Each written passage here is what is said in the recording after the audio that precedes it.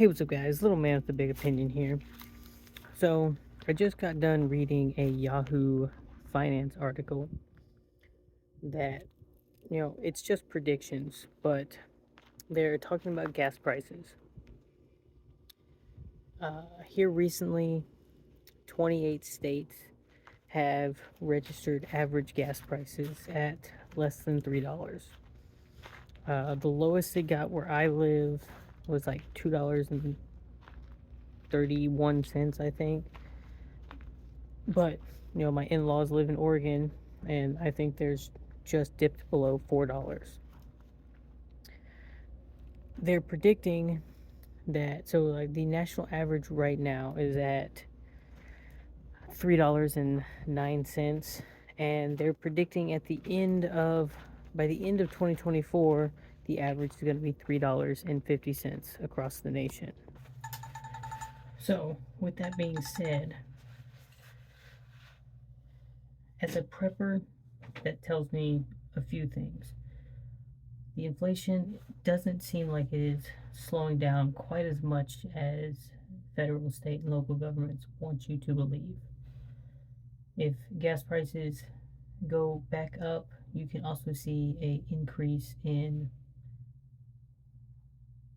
this light bulb's about to go out, but you'll see an increase in just about everything. Almost all of your stuff comes on the back of an 18-wheeler trailer. So typically speaking, in the winter, gas prices go lower, and as you get closer to the summer, gas prices go up. That generally happens. But them still being at record highs, something else they said in the article, is if it maintains that $3.50 average, it'll be, in the top five gas has ever been.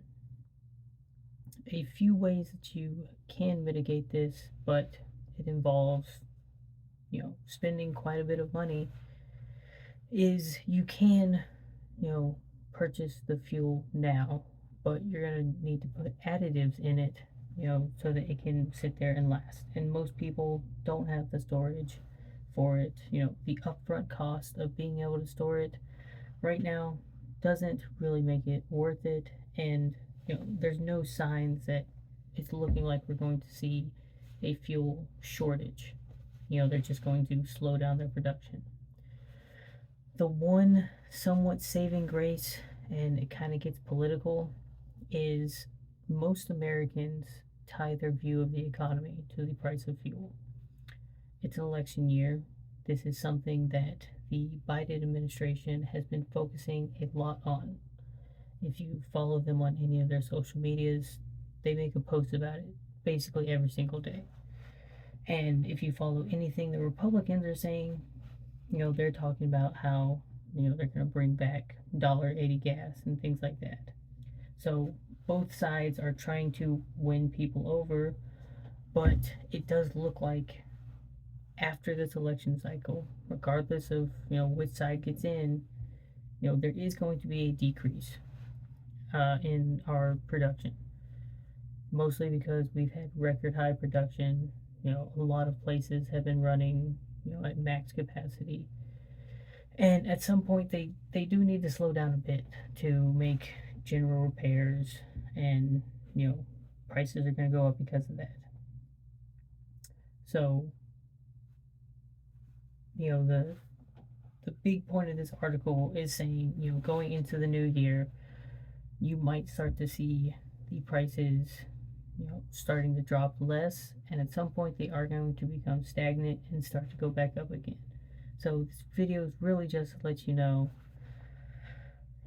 we're still dealing with economic issues, and I can just see it getting worse going into an election year. Outside of that, like I mentioned, generally a lot of the things in the economy are tied to fuel. So, with that being said, I always say if you haven't started prepping, you really should, because the food that you buy now and put away in your preps in January, say you have to use that stuff, don't need that phone call. Say you have to use that stuff you're going to end up saving you money in the long run, because inflation, it's still happening. Things aren't staying stagnant. So that 20-pound bag of rice that you buy in January, if you use it to feed yourself and your family in July, you might only be saving yourself 50 cents, but you're saving yourself something.